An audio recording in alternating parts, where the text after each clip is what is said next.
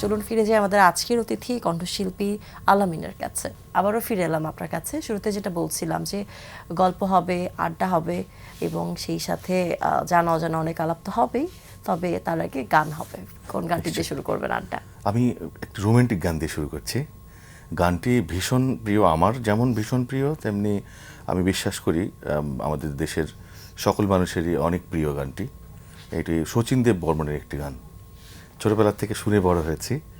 গানটি আমার ভীষণ প্রিয়।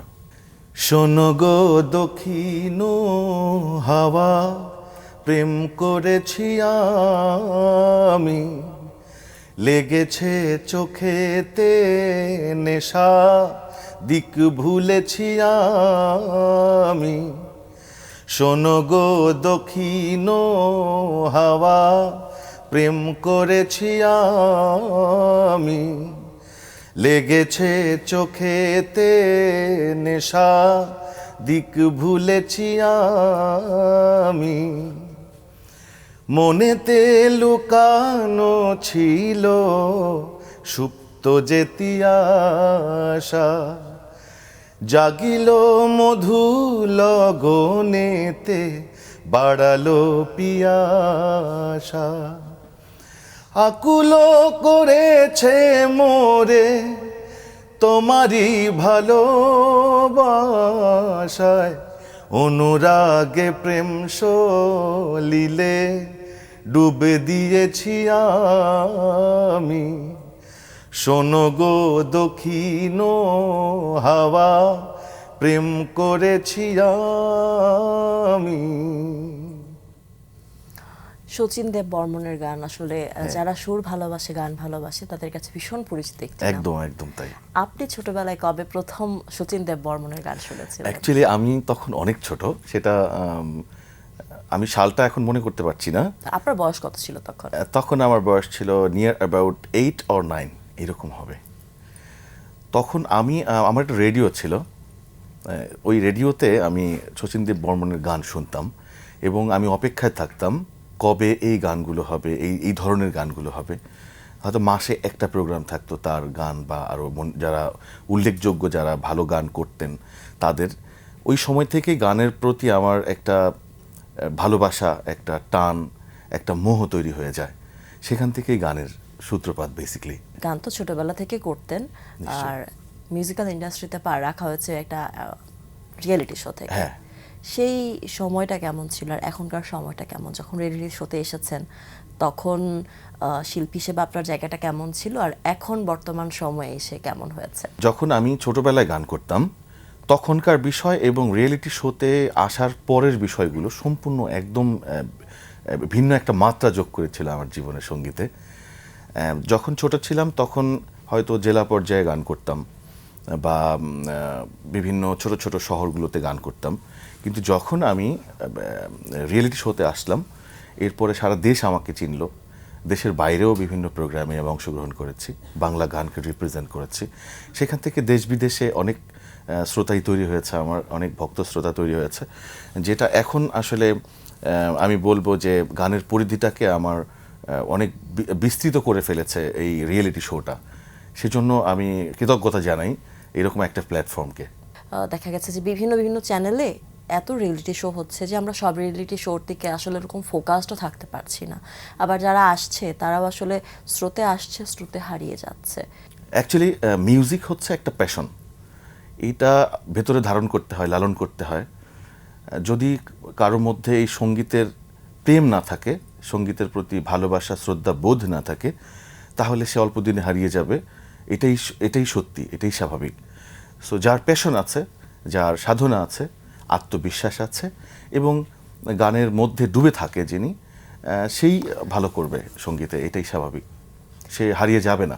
আমরা চাইবো যে আসলে যারাই সুরের সাথে থাকেন তারা কখনো দিক ভ্রষ্ট না হোক, তারা যাতে সুরের সাথেই থাকে। এই মুহূর্তে একটা গান শুনতে চাই, কোন গানটা শোনাবেন? ওকে, আমার একটি গান আমি চেষ্টা করছি, আমার নিজের লেখা, নিজের সুর করা, যদিও এই গানটি একটি নাটকে ব্যবহৃত হয়েছিল। চেষ্টা করছি। শুনে ফেলি। সারাক্ষণ ভেবে যাই তোর কথা, তুই ছাড়া কে জানে এই ব্যথা। সারাক্ষণ ভেবে যায় তোর কথা, তুই ছাড়া কে জানে এই ব্যথা।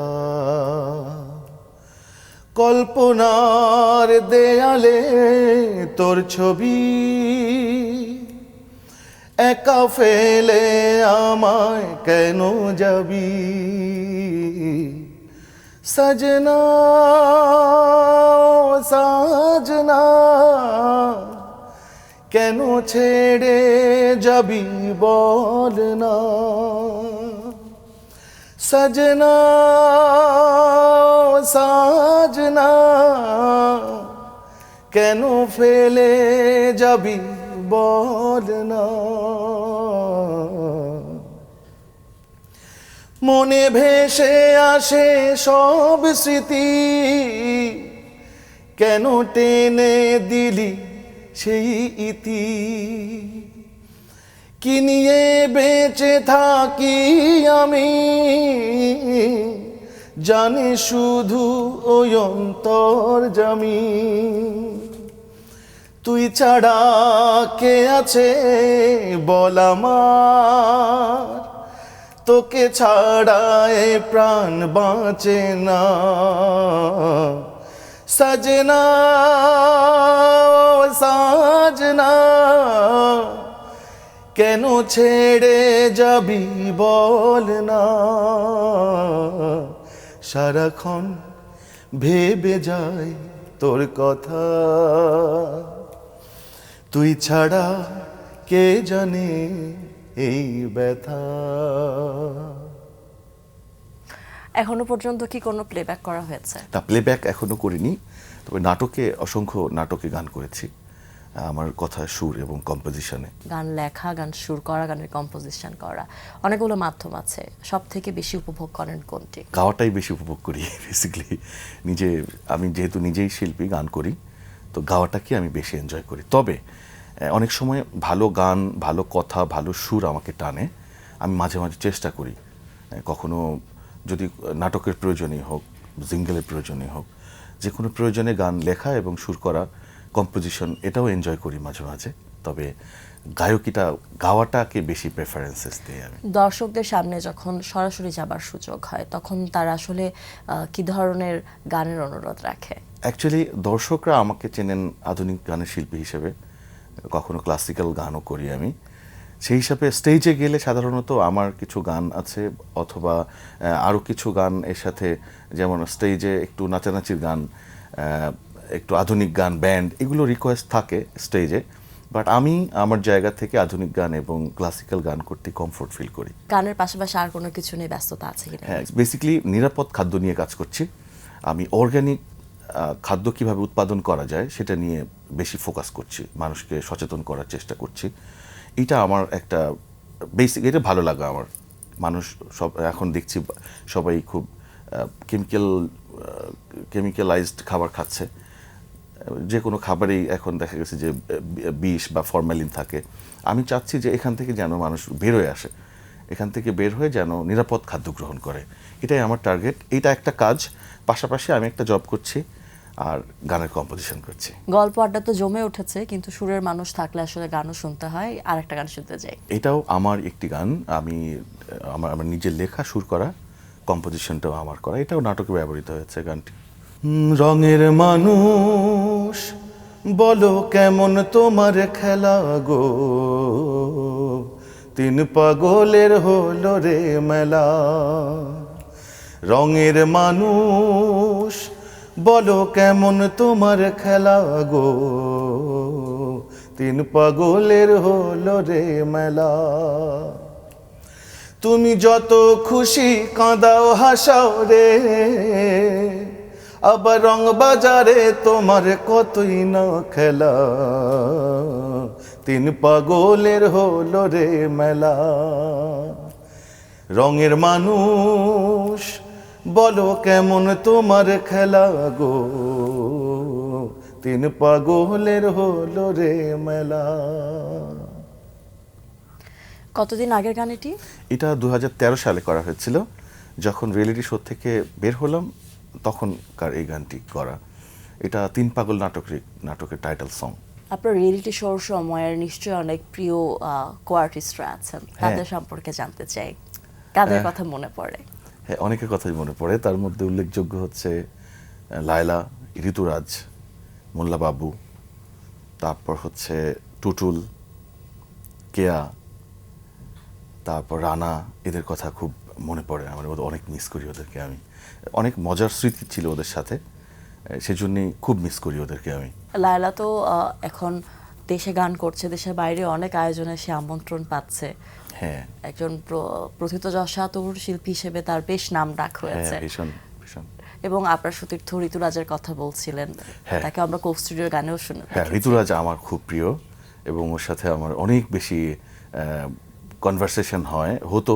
এখন যদিও একটু ব্যস্ততার কারণে কমে গেছে, বাট ওর সাথে আমার যখন খুনসুটি হতো, দুষ্টুমি হতো, তখন আমি ওকে একটা কথা বেশি বলতাম যে তুই এত সুন্দর বাড়ি কোথায় পেলি বল, তুই কি জিম করিস? এটা ও আমাকে এখন বলে বলে আমাকে মনে করিয়ে দেয় ওর অস্তিত্বের কথাগুলো। আপনার ছেলেবেলার কথা জানতে চাই, কোথায় বেড়ে উঠেছেন, কিভাবে গানের সাথে আপনার হাতে খড়ি হলো? আমি যখন প্রাইমারিতে পড়ি তখন থেকেই, আমি আপনাকে বলেছিলাম একটু আগে যে রেডিও শুনতাম আমি। তখন আসলে ইন্টারনেটের সহজলভ্যতা ছিল না, ইন্টারনেট ছিলই না আমাদের দেশে। হয়তো বিভিন্ন অফিস আদালতে ব্যবহৃত হতো শুধু ফ্যাক্স মেইলের জন্য। তখন ইউটিউব বা স্মার্টফোন এগুলো ছিল না।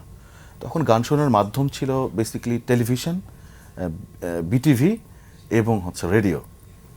তো আমি রেডিওতে বেশি গান শুনেছি। গান শুনে শুনেই গানের প্রতি আগ্রহটা তৈরি হয়েছে, গানের প্রতি ভালোবাসাটা তৈরি হয়েছে। কথা বলতে বলতে আড্ডা দিতে দিতে একদমই শেষ পর্যায়ে চলে এসেছি।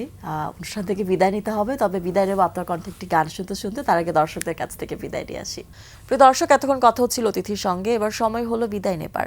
আমাদের অনুষ্ঠান সম্পর্কে আপনার যে কোনো মতামত পরামর্শ জানাতে লিখুন এই ঠিকানায়। প্রযোজক দিন প্রতিদিন, Bangla vision, Noor tower, ১১০ Bir Uttam CR Datta road, Dhaka ১২০৫, phone ৯৬৩২০৩০ থেকে ৪। আমাদের ইমেল অ্যাড্রেস দিন প্রতিদিন @banglavision.tv।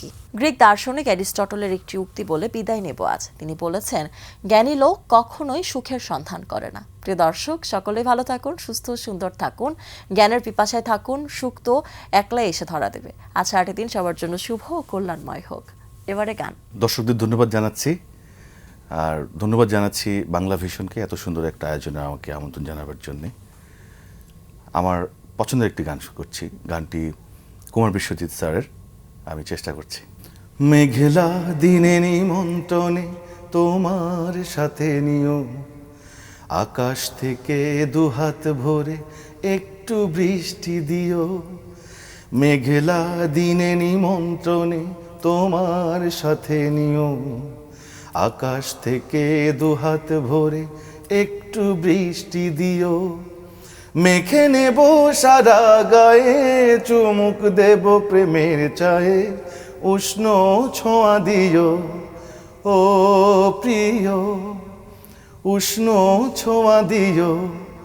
মেঘলা দিনে নিমন্ত্রণে তোমার সাথে নিও, আকাশ থেকে দুহাত ভরে একটু বৃষ্টি দিও। মেখে নেব সারা গায়ে, চুমুক দেব প্রেমের চায়ে, উষ্ণ ছোঁয়া দিও ও প্রিয়, উষ্ণ ছোঁয়া দিও। ছুটতে ছুটতে মন ঠিকানায় যাব প্রতিদিন, মন খারাপের দিনে কিছু খুশি দিও ঋণ। ছুটতে ছুটতে মন ঠিকানায় যাব প্রতিদিন, মন খারাপের দিনে কিছু খুশি দিও ঋণ। মেখে নেব সারা গায়ে, চুমুক দেব প্রেমের চায়ে, উষ্ণ ছোঁয়া দিও ও প্রিয়, উষ্ণ ছোঁয়া দিও।